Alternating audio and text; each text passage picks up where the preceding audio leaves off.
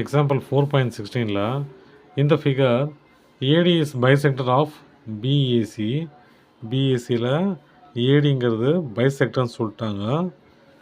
If AB equal to 10 cm, AC equal to 14 cm, BC equal to 6 cm, find BD and DC. சரியா? இப்போ எனக்கு தெரியாது இல்லையா அது ரெண்டுமே மொத்தமாக கொடுத்துட்டாங்க. இதை நான் என்ன பண்ணிக்கிறேன், இது வெறும் எக்ஸ்ன்னு எடுத்துக்கிறேன், இது 6 மைனஸ் எக்ஸ்ன்னு எடுத்துக்கிறேன். ஏன் எக்ஸு தெரியாதுன்னு எடுத்துக்கிறேன். இது என்னது 6ன்னு தெரியும், அதுலேருந்து கழிச்சாதான் மீதி தான். இந்த கழித்து மொத்தம் 6, இதுலேருந்து இதை கழிச்சனா எனக்கு டிசி வந்துடும். ஓகேவா? அதனால தான் அப்படி பிரித்து எழுதியிருக்கேன். அப்போ நம்ம எப்படி எழுதலாம் அதை? ஆங்கிள் பைசெக்டர் தியரம் தான். அதாவது AB by AC equal to BD by DC. AB என்னது 10 centimetre, AC 14 centimetre, BD x equal to இல்லையா, equal to x, DC 6 minus x. Cross multiply பண்ணிக்கலாமா?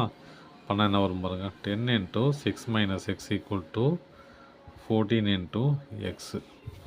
அப்போ என்னது 60 minus 10x equal to 14x. X இந்த பக்கம் கொண்டு போயிடலாம். இது 10x கொண்டு வந்து இது இங்கே இருக்கட்டும், எது 60 இங்கே இருக்கட்டும். இருந்துச்சுன்னா என்ன ஆகும் பாருங்க, இது அந்த பக்கம் போச்சுன்னா 60 ஈக்குவல் டு இது 14x மைனஸ் 10x சரி மைனஸ் ப்ளஸ் ஆகிடும் இல்லையா. அப்போ 60 ஈக்குவல் டு 24x. அப்போ 60 ஈக்குவல் 24x. அப்போ x ஈக்குவல் டு 60 பை 24. இதை பாதியாக கழிச்சா எவ்வளோ வரும் பாருங்கள், இது 12, இது 30, இது 6, இது 15.